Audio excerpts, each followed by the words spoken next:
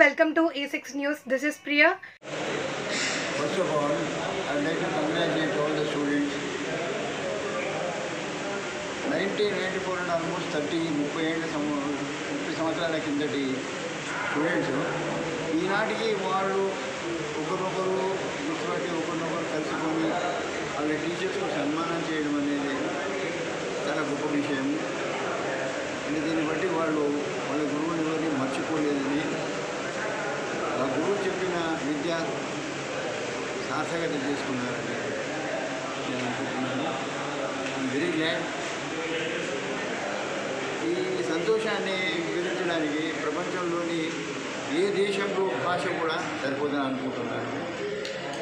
I'm very happy to see all the people and for arranging this function. Thank you very much.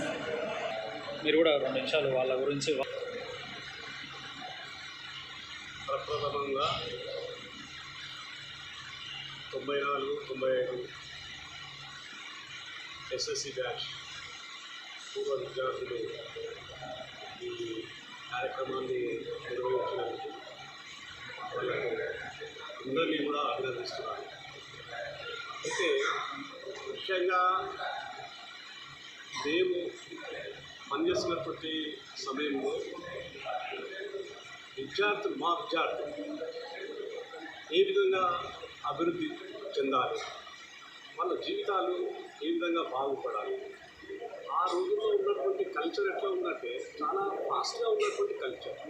అంటే పిల్లలు పాఠశాలలకు తరచుగా absent కావడం, బయట తిరగడం, ఇంకా వేరే వ్యసనాలకు లోనవుతున్నటువంటి సందర్భంలో మేము వాళ్ళ యొక్క సైకాలజీ ప్రకారం మానసిక శాస్త్రం అంటే మానసికంగా వాళ్ళ పిల్లలు ఈ విధంగా మూవ్ అవుతున్నారు, ఎట్లా మేము చెప్పేటువంటి అంశాలను పిల్లలు నేర్చుకుంటున్నారు అన్న ఆలోచనతో మా వ్యయ ప్రయాస మొత్తం కూడా మేము కన్న పిల్లలను కూడా చూసుకోలేము, కానీ మా విద్యార్థులను మాత్రం మరి అంతకంటే ఎక్కువగా వాళ్ళని దగ్గరికి తీసి వాళ్ళని సన్మార్గంలో పెట్టడానికి ఉపాధ్యాయులుగా మా కర్తవ్యాన్ని నిర్వర్తించినారని ముఖ్యంగా మేము ఆ పిల్లలకు ఆ విధమైనటువంటి కష్టపడి విద్యాబుద్ధులు నేర్పించాము.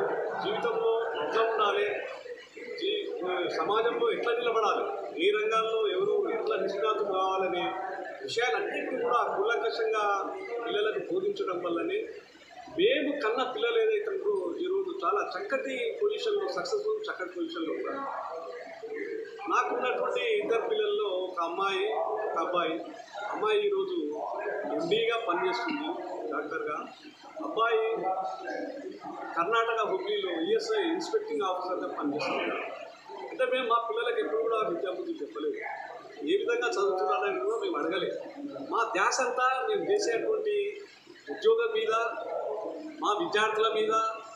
మా పిల్లలు అంటే మేము కన్న పిల్లలు కాదు, మా కన్న పిల్లల కంటే ఎక్కువ పిల్లల్ని చూసినాం మేము. ప్రతి బ్యాచ్ వాళ్ళని కూడా అదేవిధంగా చూసినాం మేము. ఎందుకంటే ఆ రోజు సమాజంలో వాళ్ళకి సపోర్ట్ లేదు, తల్లిదండ్రుల సపోర్ట్ లేదు, హాస్టళ్లలో వచ్చి ఉండడం, రకరకాలుగా ఉన్నటువంటి ఆర్థిక పరిస్థితులు అయితే వాళ్ళ యొక్క సామాజిక పరిస్థితులు అయిపోయింది.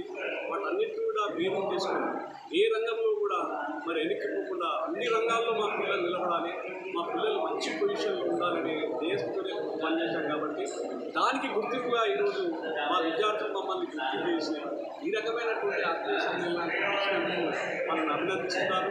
వాళ్ళందరికీ కూడా ఆశీస్సులు అందజేస్తూ ఉన్నాను. ఇంకా వాళ్ళ భవిష్యత్తులో ఇంకా చాలా ఉన్నతమైనటువంటి శిఖరాలను అధిరోహించాలని ఈ సందర్భంగా వాళ్ళకి తెలియజేస్తున్నాను.